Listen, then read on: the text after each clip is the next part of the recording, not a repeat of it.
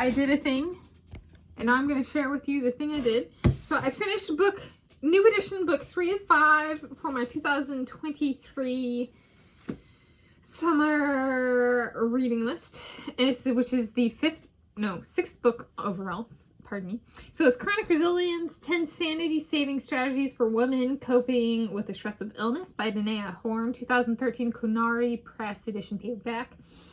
So this is the reading schedule I executed in the notes I wrote during. I'll read the notes I wrote, share them with you here. And in the video description, I'll put the pages I read each day. I started yesterday, finished today, so this was my 48 hours or less book. Pretty close. It's like 27 hours or less or something like that. It was a pretty close for me for a 24-hour read, but a few hours over. And so yes, anything. So that's kind of the introduction. I'll also do the illnesses / diagnoses I invoked for the reading of this book were 1, being human and having the ongoing struggle of maintaining good fitness, and 2, my low blood pressure.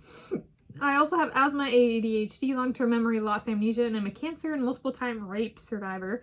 However, I did not invoke these for this reading. I also have a number of food and non-food allergies and dietary restrictions, and have been wearing glasses since about 18 months old. Nearsighted, farsighted, astigmatism, diagnoses. When I was 1.5 years old, approximately, if I was born on 26th August 1992. And, they said if I hadn't gotten glasses, I would have gone blind, and one eye was starting to turn in. So for me, I have pretty bad eyesight. And then, however, these things did not feel like illnesses for the duration of this reading. So this is the Stress Health 2013, is that right? Yes, 2013 Stress Self-Help book. So I do think through what I'm currently going through when I read something like this to see if I can work it into my life. Okay, that's the introduction. I had not read this book before, so this book was new to me. Okay, day one. Sunday, 6th August 2023, I started the book, so that was yesterday. I read through page 72, which is 72 pages plus acknowledgements section in introduction. So these are my notes. I have not read this book before, so I wrote this as I was reading, so that's why present tense. I've not read this book before. I am 30 years old at the start of this reading. Next note, for the purpose of reading this book, I am invoking my illnesses / diagnoses of being human / having the ongoing struggle of maintaining good fitness and my low blood pressure. I also have ADHD, asthma, long-term memory loss, amnesia, and I'm a cancer and multiple-time rape survivor, though I am not invoking these for this reading.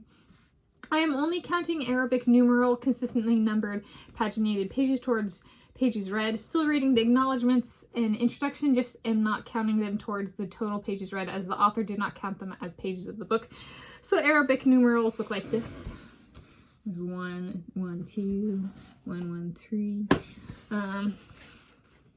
They also look like this without the letters. And then the pages I'm talking about are the Roman, so she uses Arabic numerals and Roman numerals, and Roman numerals look like this, so I did not count the Roman numerals towards the total page count. Yes. Okay, the next note. I am not doing the journaling exercises for this reading, so there are journaling exercises in here. I did not do that, though I did think about them as I went. Next note, even though I have survived having cancer, diagnosed at 22 years of age in 2015, I am still not comfortable reading about people having cancer, so she brings that up, and that's something that bothered me before I had cancer and when I had cancer, and still bothers me after having cancer. Okay, next note, page 31, the author, Danea Horn, was a cheerleader in school. So I've noticed, not Danea Horn, but cheerleaders in general like to talk about everything that's happened to them that's wrong that's happened to them. It's an emerging trend that I'm noticing. All right.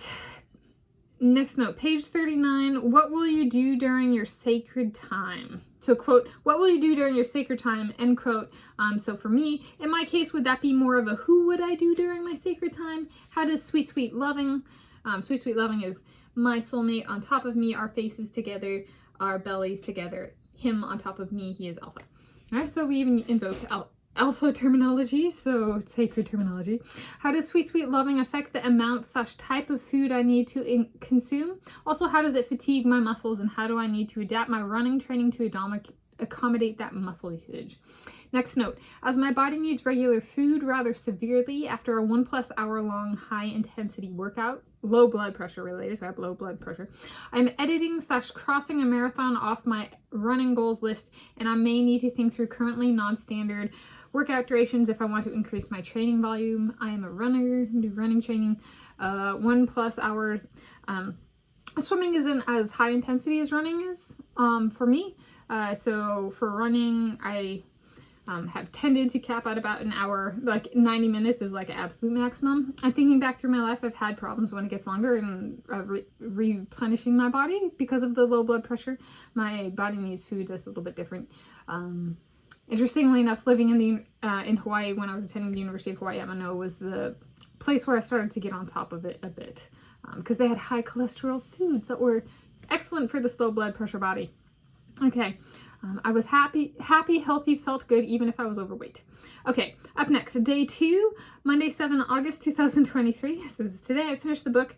I read pages 73 through 238, and page 237 and 38 I am counting as the About the Author page and the To Our Readers page.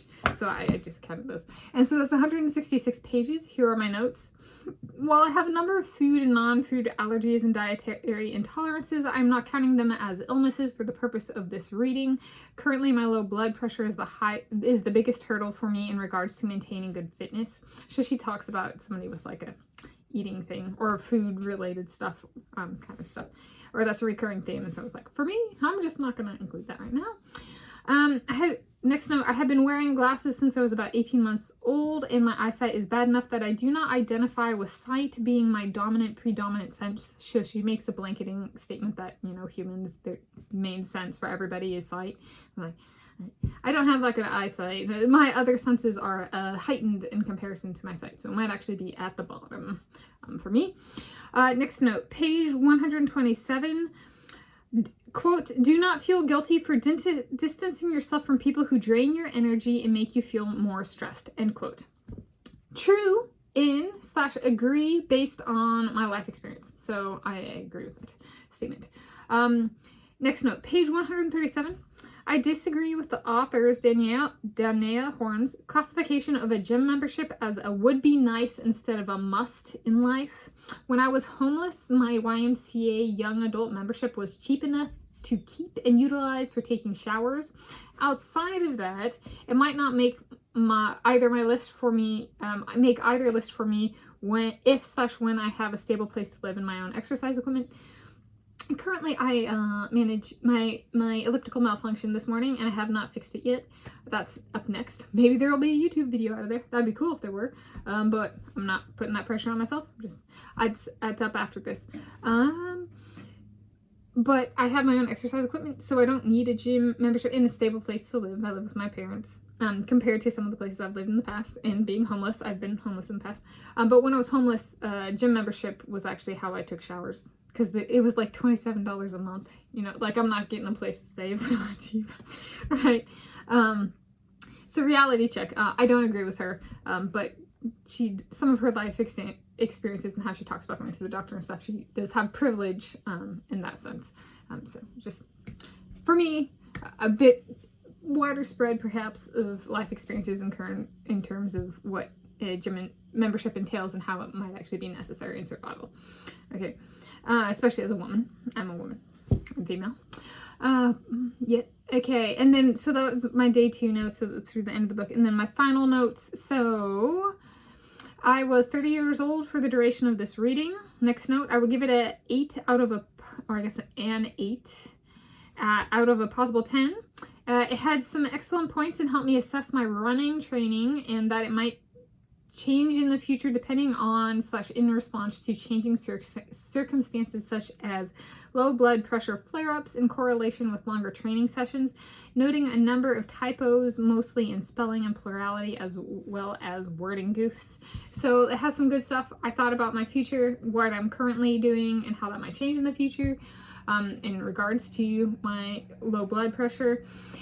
The book also had some typos. Spelling, plurality were the big ones, but there were also some wording goofs, kind of thing. All right, this next note, this marked my first time reading the book. Next note, good insights from the author, Danea Horn, and those she interviewed. However, it almost comes across as too reliant on those interviewed and without giving their perspective adequate reflection / consideration in how they differed from the authors. So she just kind of had, this is what I'm selling. She's selling the chronic resilience concept, and she took what they said and made it fit with what she wanted, as opposed to like what was actually quoted might not have agreed with hers, but she didn't really take that into account. She just kind of, you know, bulldozed over them without really reflecting on what they said or giving it due consideration. From my perspective, as someone who writes biographies, you know, that was kind of off-putting. Okay, so 8 out of 10. Next note, while much of what was covered may not be a takeaway for me, I am choosing to interpret that as a good thing, as the excellent points stand out better, and I do not feel overwhelmed by new information I feel I should act on. That's the downside of including a bunch of different perspectives that aren't really relevant for a person is, nice to read that. I'm not going to apply it. I don't feel I should act on it. It's not a takeaway for me, right? So there were only a few things for me to kind of really take away, which is nice. I'm not like, I need to buy this book, right? I rented it from, I checked it out from the library. If you bought it, good for you, right? If I had bought it, I wouldn't have gave it away, right? Like, I just say I gave it 8 out of 10, so there's no shame in that.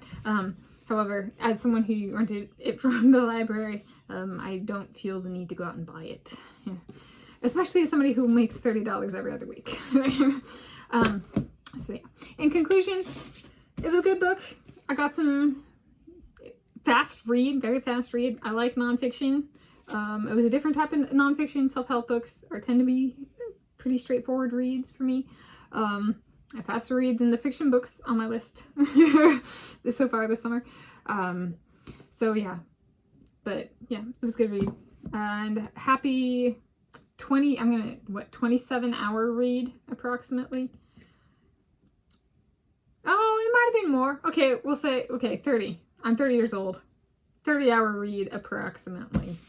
I didn't track, like, but it has been approximately, because I started this book after my health and wellness check-in yesterday, which was at like, what, 4 p.m., 5 p.m., 6 p.m.? So, okay, you know, 27-hour read works. 27 hours or less read. Should I look that up? What's our time? Race for it. It is a